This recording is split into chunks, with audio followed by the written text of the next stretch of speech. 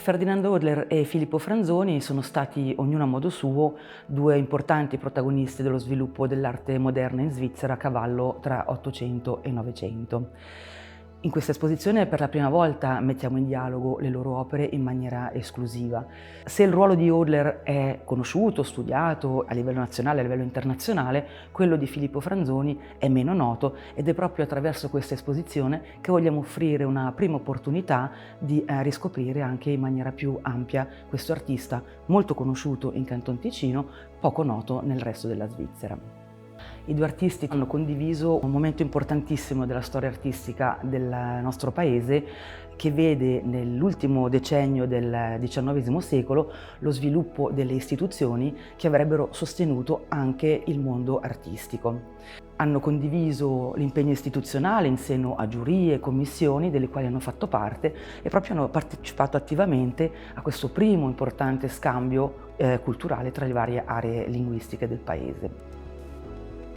È quasi impossibile di esagerare l'importanza di Ferdinand Hodler per l'arte svizzera e poi anche ovviamente l'arte europea, soprattutto per il nostro paese. Con Hodler per la prima volta vediamo nascere una cosa che si possa chiamare arte svizzera, che prima non esiste, perché la Svizzera, non avendo accademie dove i giovani si potevano formare, è sempre dipendente ovviamente dalle accademie estere. Hodler rompe questa tradizione, per la prima volta viene articolata uno stile, una maniera anche dei temi proprio svizzeri.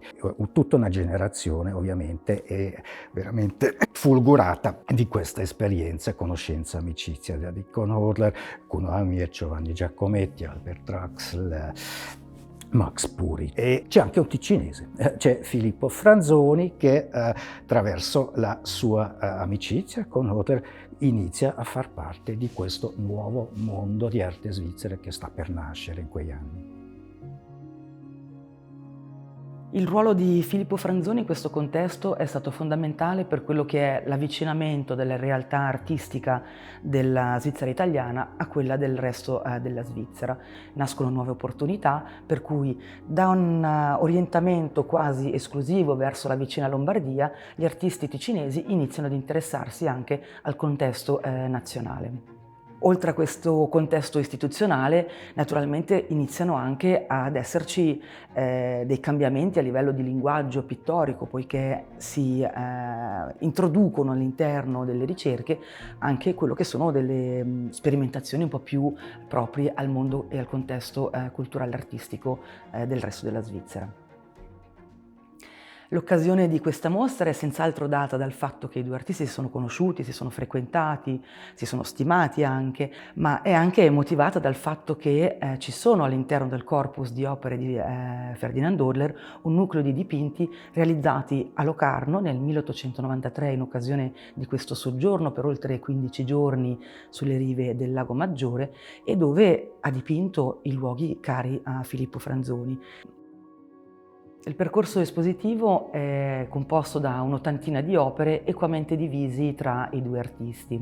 Da un lato dello spazio espositivo troviamo le opere di Filippo Franzoni, dall'altro quelle di Ferdinand Hodler.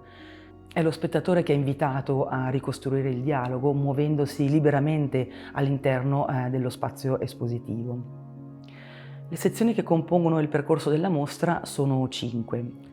La prima ci porta nell'ambito delle divergenze, ovvero analizza quello che è il periodo di formazione di entrambi che avviene in contesti molto diversi. Per Franzoni siamo a Milano, per Ferdinand Hodler siamo a Ginevra. Le 3 successive sezioni ci portano nel mondo della convergenza, dove è possibile scoprire straordinarie affinità nelle ricerche di entrambi gli artisti. In particolare troviamo dei soggetti che li accomuna, ma anche la modalità della gestione dello spazio pittorico. L'ultima sezione ci porta invece nuovamente nel mondo della divergenza. Qui c'è l'occasione di scoprire le ultime opere di Filippo Franzoni, dove si risente molto anche il suo contatto, la sua vicinanza con il mondo del Monte Verità di Ascona. Le opere di Ferdinand Hodler esposte in questa sezione ci permettono invece di scoprire un aspetto proprio alla ricerca dell'artista ginevrino e che lo differenzia in maniera significativa dalle ricerche di Filippo Franzoni. con Hodler, queste cime, questi paesaggi, queste montagne, anche il lago di Ginevra, questi paesaggi famosi, classici, svizzeri, diventano anche allegorie, diventano simboli di fenomeni magari spirituali, anche perché ovviamente, come tutti i pittori della sua generazione, anche Hodler prova attraverso la sua arte di raggiungere delle realtà che sono oltre magari la realtà quotidiana che noi viviamo tutti i giorni.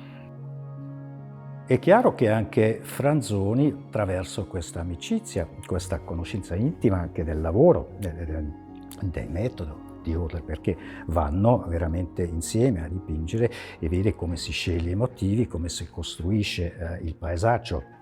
Hodler non è solo il grande pittore dei paesaggi monumentali, no? Hodler parte veramente di ciò che si chiama paysage intime e quindi questa intimità lì si incontrano ovviamente con Franzoni, perché Franzoni ha un approccio mai gigantesco, mai monumentale, lui rimane nell'intimo e lì vedono proprio un terreno comune che vediamo anche nella mostra, che questo va fine veramente alla composizione in dettaglio di queste tele, come viene affrontato il motivo del paesaggio, che poi Franzoni va oltre anche a un simbolismo tutto suo, anche più estatico di quello di Hodler, che rimane sempre un po' più sobrio, un po' più tedesco, un po' più razionale comunque, mentre Franzoni, come sappiamo, in queste ultime scene, studi, va fino verso l'astrazione di tutto, dove tutto si scioglie in un'esperienza piuttosto che una rappresentazione di un paesaggio.